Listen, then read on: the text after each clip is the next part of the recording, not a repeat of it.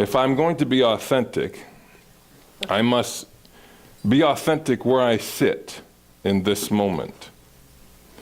And authentically, I don't want to get up there. I don't.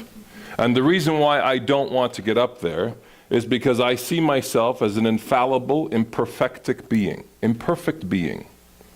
So I'm following Nadine Rogers, Reverend Nadine Rogers. Also following recording artist Mira Black.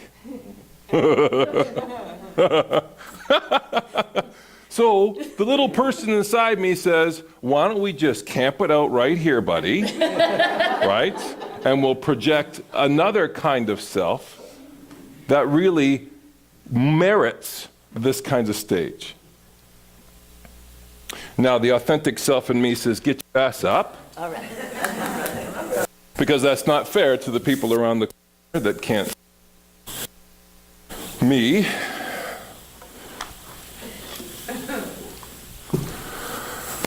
Can you do me a favor just for a moment? Because I'm an infallible human being, can I just get you to do this for me in my direction? Please and thank you. Because what we're doing is we're letting ourselves be infallible human beings, and I want to connect with you through this moment. Okay? Because I know what I'm here to do in this room and then in my world. Thank you very much. The world, the power of connection. Without it, I'm a lost. I'll sit in my place and I'll connect through journaling, through my pen. I'll connect on the phone. When I sit down with clients, I connect with them. So I'm always in connection. I know when I'm out of connection because I feel awful. I feel like I'm lacking, like I'm missing something, like things just don't seem to make sense.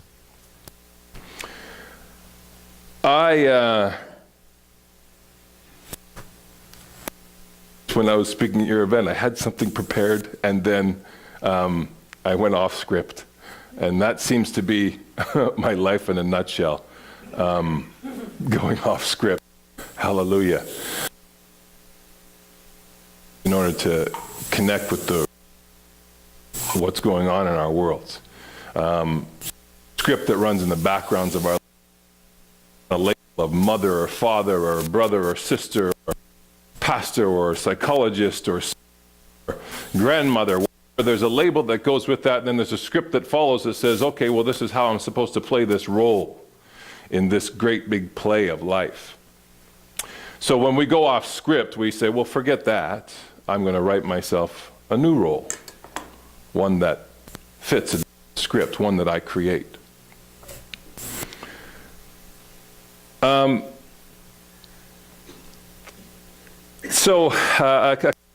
was talking to my brother on the phone. My brother lives in Toronto. I just came back into Calgary area in May last year. And we were chatting and catching up, and he's been going through some different things in his life, and so we're connecting, and so things going for you, bro. What's up, what's up, what's up? He's my older brother, 5.5 years. His name's Keith Shirley. Dummy, if you knew him from my younger years. We grew up with Fred Sanford, so yeah, you big dummy, right? So,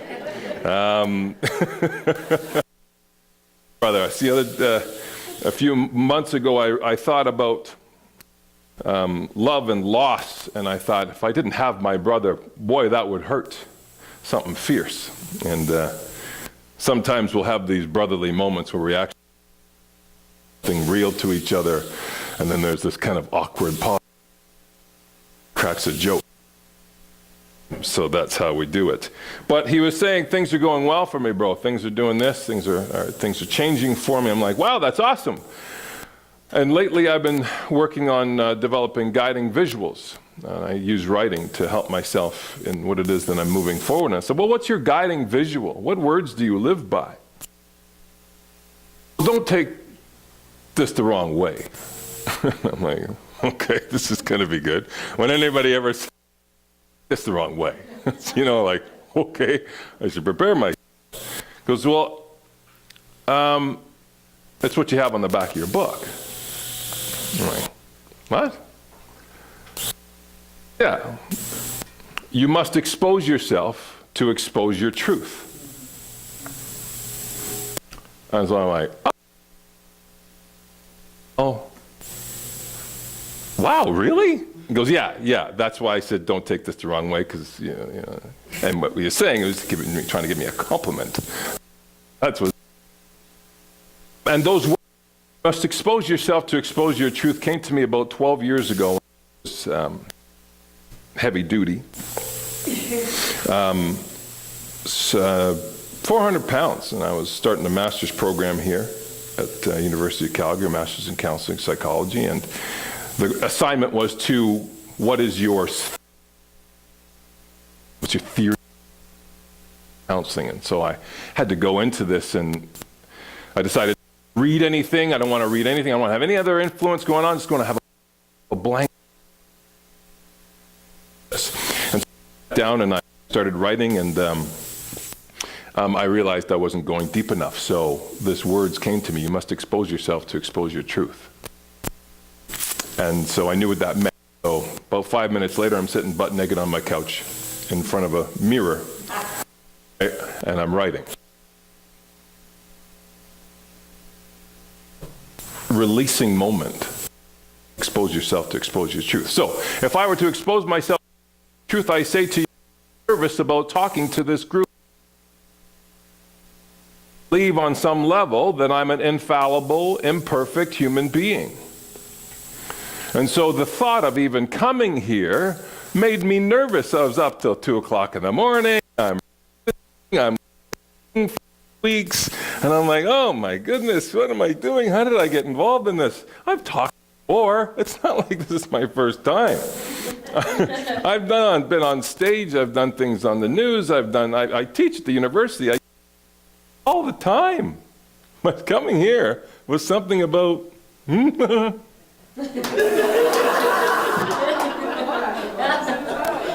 is like Nadine land. And so, when I know the stuff that they know.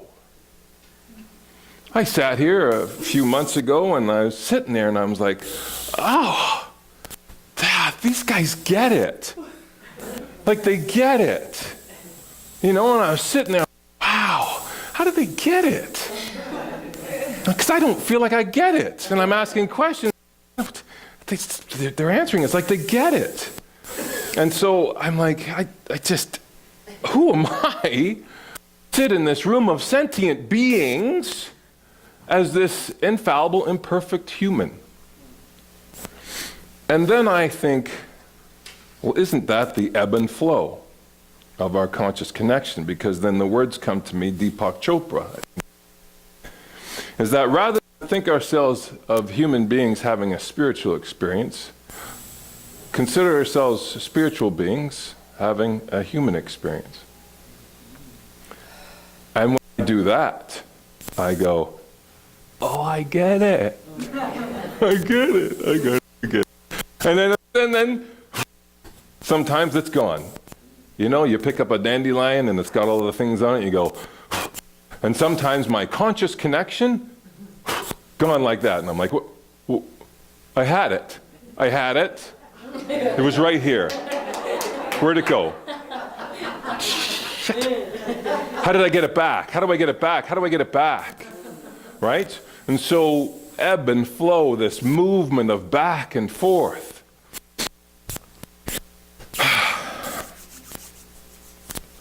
Our imperfections, our fallibility is our infallibility. It's okay. That's part of the experience. If you prick me, do I not bleed? And if you prick me, I bleed, I'm mad at you for pricking me, making me bleed, and I'm going to say, stop doing that. And then another time I might be able to understand the meaning of that and the metaphor of that and the experience of that and understand the healing of my pain because I am a spiritual being having a human experience. Does anybody lose their way sometimes? Did anybody else have a time this week when they probably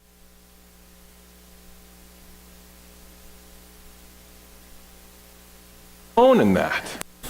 I'm not alone in that. We're not alone in that. And so I have this experience just like you, and I'm sitting there and I'm like, oh, this is like a concert. Fantastic. I'm taking all these feelings, this bowl, the sounds and stuff, and I'm like, oh, this is good stuff, man. Load me up.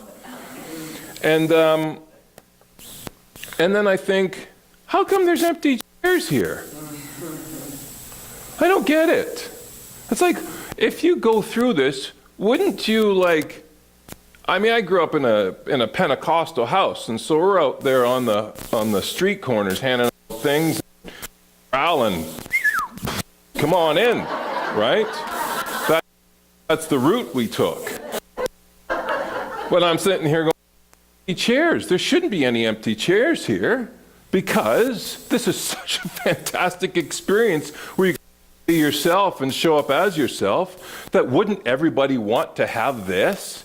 Wouldn't everybody want to feel this? Right? And then I hear my self in that place going,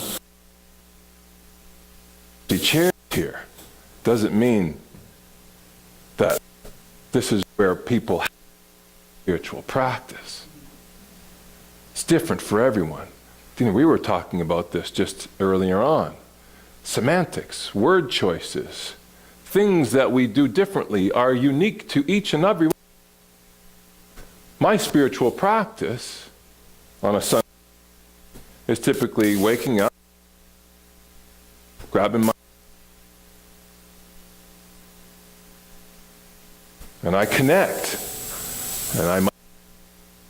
and I might take my shoes off and well, not in the winter, I'll take my shoes and socks off and not connect with the grass and pull my writing stand out and feel the sun on my face and put my to the page.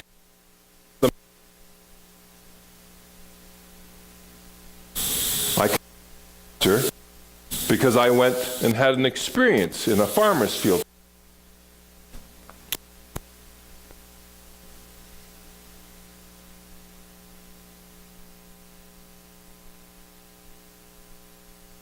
What can I got water, I got food. You see,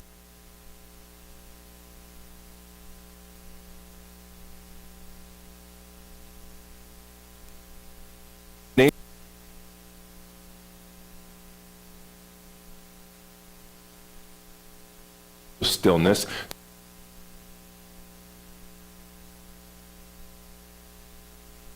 If it's an empty chair, it doesn't mean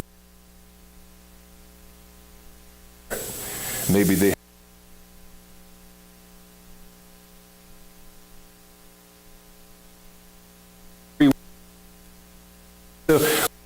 one. Maybe it's it might be just breath, a small meditation, I talked to about this. I said, when was the last time you just decided to stroll? I work at the Calgary Stress Clinic. This is what we deal with. A stroll. Somebody didn't even know what a stroll was. I said, think of like those old English movies where somebody's walking around arm in arm and somebody's got a pink parasol and they're just strolling. There's no agenda going on. They're just, isn't it lovely, Reginald? Oh, this is fantastic. That's what I think about when I think about a stroll, right? And so sometimes I go on a stroll, or I'll just say, listen, when you go outside, put your head up and look into infinity. Just look up and take a breath. Just disconnect.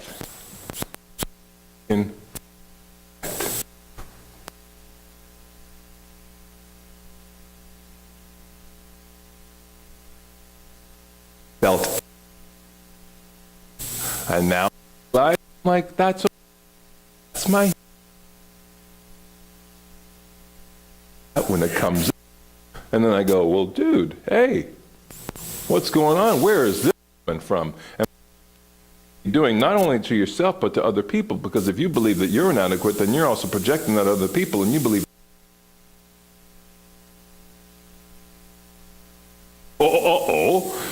So I got to look at those trigger moments. I got to look at those things and be conscious of it and be responsible for them and say, I can't, no, this is not going to stick. This is not going to fit. This is not going to.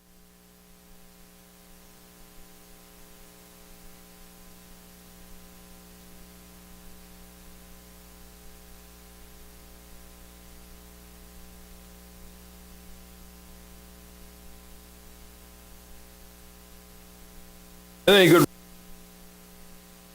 spiritual practice. Googled it.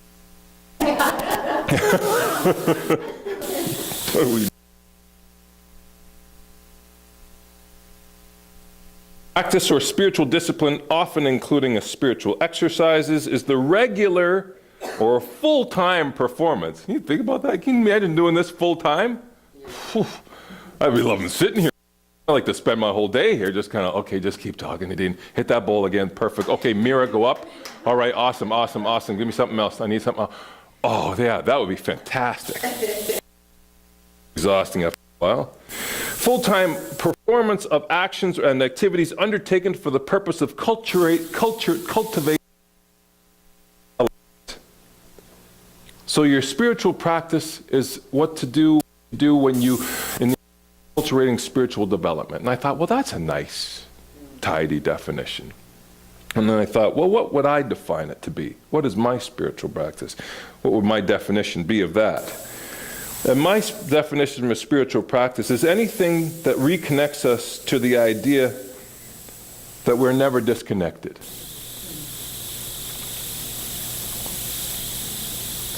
We're never disconnected. We're spiritual beings having human experience. We're never out of sorts. We're always in connection. We're always in connection. I have close friends of mine. They could be in the room or in the province or out of the province. I'm always in connection with them. My son lives in France. My stepdaughter lives in Ontario. My partner lives in Ontario. I'm connecting with them all the time. All I got to do is go, with a smile on my face, and I send that signal out to them. Sometimes I might get a call, sometimes I might get a text. Hey, love you. Love you too. I was just thinking about you. Right?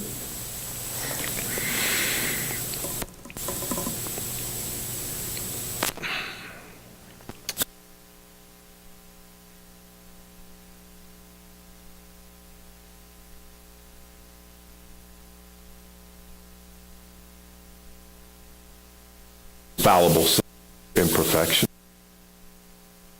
Love that part of you that feels that you're a human experience. Love that part of you and know that that part of you has something to offer you. There's something for you to learn from that experience, from that difficulty, from that trigger moment. There's something in there for you. There's substance in there for you to help move through it.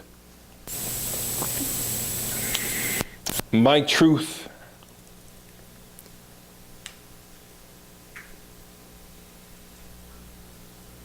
is that I know I'm never disconnected from source, from life, from joy. It's always there. And I accept the fact that in this, I remember hearing this term, I don't know where I heard it from, meat suit. Sometimes I'll see that.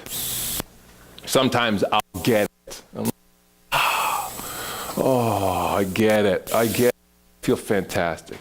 And sometimes I won't get it, and I'll lose it, and I'll be disconnected. And that's the ebb and flow. It comes and it goes.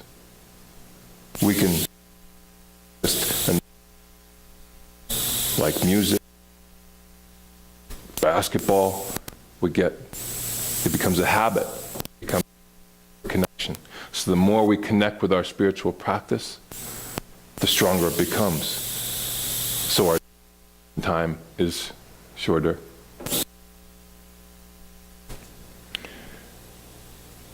I'm okay in my infallibility, in my imperfectly imperfect. You're okay, we're okay. Everything is as it is, and it is as it always was. It's just, that's the way it is.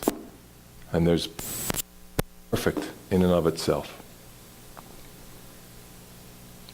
Thank you very much.